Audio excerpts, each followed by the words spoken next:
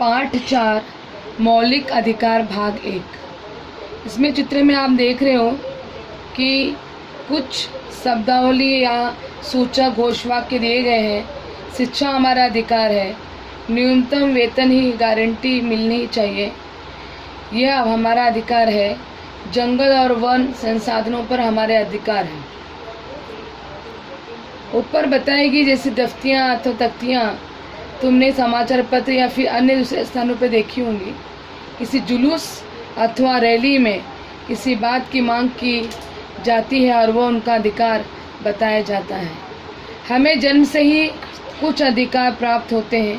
प्रत्येक जन्मजात बालक को जीने का अधिकार प्राप्त रहता है, उसे उत्तम स्वास्थ्य प्राप्त हो, इसके लिए संपूर्ण समाज और सरकार प्रयास करते हैं। यदि सभी लोगों को अन्याय, शोषण, भेदभाव, वंचितता से संरक्षण प्राप्त हुआ, तभी प्रत्येक व्यक्ति स्वयं में छिपे गुणों और कौशल्यों का विकास कर सकेगा। स्वयं के और संपूर्ण लोक समूह के विकास के लिए पोषक तथा अनुकूल परिस्थिति उपलब्ध कराने की मांग करना, इसके प्रति आग्रह करना ही अधिकारों की मांग करना है। ऐसा पोषक वातावरण निर्माण करने के लिए संविधान द्वारा भारत के सभी नागरिकों को समान अधिकार दिए गए हैं। वे मौलिक अधिकार हैं। वे अधिकार संविधान में उल्लेखित हैं, अतः उन्हें कानून का दर्जा प्राप्त है। इन अधिकारों का पालन करना सभी के लिए अनिवार्य है। बालकों के अधिकार मालूम होंगे क्या? उनमें से तुम महत्वपूर्ण अधिकार बता सकोगे जिसमें आप लोगों को महिलाओं के अधिकार, आदिवासियों के अधिकार जैसे अवधारणाएं तुम्हें मालूम ही है। इन अधिकारों के संबंध में हम सभी के समूह कुछ प्रश्न उपस्थित हो गए हैं। अधिकारों का उपयोग क्या होता है? वे अधिकार हमें कौन प्रदान करता है? क्या अधिकारों से हमें वंचित किया जा सकता है? यदि ऐसा होता है तो उसके विरुद्ध कहाँ न्याय मांगा जा सकता है? जैसे बातों पर विचार किया जाए। यहाँ पर संविधान में उल्लेखित हमारे अधिकार, संविधान में भारतीय नागरिकों के अधिकारों का उल्लेख मिलता है। देखें कि वे अधिकार कौन से हैं। समता का अधिकार, समता का अधिकार के अनुसार देश भारतीय नागरिकों में ऊंच नीच, छोटा बड़ा, स्त्री पुरुष ऐसा भेदभाव करके किसी के भी साथ अलग आचरण नहीं कर सकता। कानून सभी के लिए समान है। कई कानून ऐसे होते हैं जो हमें संरक्षण प्रदान करते हैं, जैसे बिना पूछताछ किए गिरफ्तार करने जैसी कृति से हमें संरक्षण प्राप्त है। इस प्रकार का संरक्षण प्रदान करते समय भी सरकार भेदभाव नहीं कर सकती। समता का अधिकार के अंतर्गत किन बातों का समावेश होता है? सरकारी नौकरी में रखते समय सरकार जाति, धर्म, लिंग, जन्म स्थान आदि के अधिकार के आधार पर भेदभाव नहीं कर सकती। हमारे देश में छुआछूत का पालन करने वाली अमानवीय प्रथा को कानून द्वारा समाप्त किया गया है। छुआछूत को मानना और उसका पालन करना संज्ञेय अपराध माना गया है। भारतीय समाज में समता निर्माण करने हेतु इस प्रथा का उन्मूलन किया गया है।